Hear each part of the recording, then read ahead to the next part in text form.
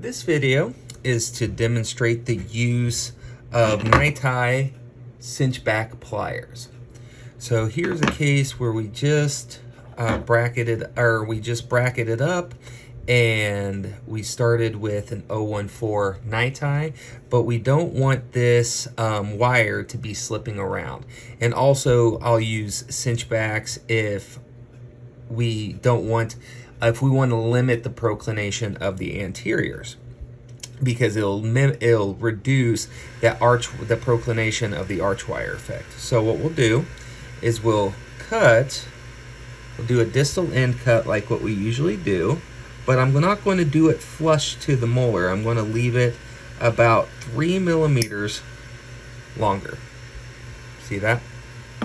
Now, when we're using stainless steel arch wires, my favorite thing to do was to use this distal end bender and do that. Put in a bend like that. But because NiTi has that shape memory, this doesn't create enough sharpness to overcome that that nickel, the shape memory of the nickel titanium. So instead, what we'll do is we'll use this NiTi Cinchback wire, and we'll go in from the side like this and just give a sharp squeeze. And you see how that gives it a nice downward turn there. We'll do the same thing on the other side. And see if we can get it from a slightly different angle there here. So, and I like to get right up against that that bracket or tube if I can.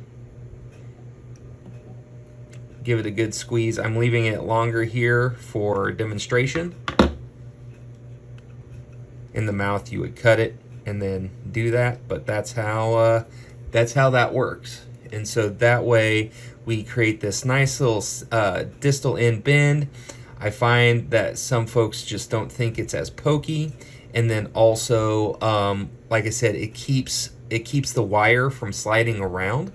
One of the most common post-op complications after you bracket is a slipped wire. They're not used to eating, maybe they even have a space, and so the wire bends and the wire slips out of that hole back there, out of that tube.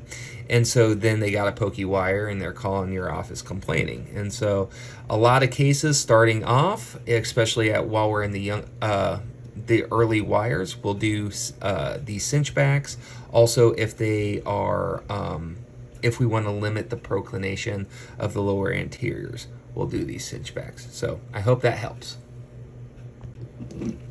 Also, as just an additional note, because what you're going to notice on this these pliers here is you have a dome shape and then you have the V shape here.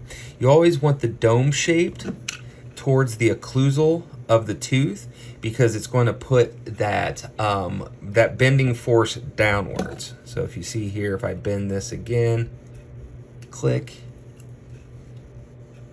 and so you want this dome shape, this semicircle shape towards the occlusal of the tooth, and then pinch that way. So that way you make sure that your bends are going downwards, not up, because if they're going up towards the occlusal surface of the tooth, that is going to be very troublesome and uncomfortable for people. So again, hope this helps.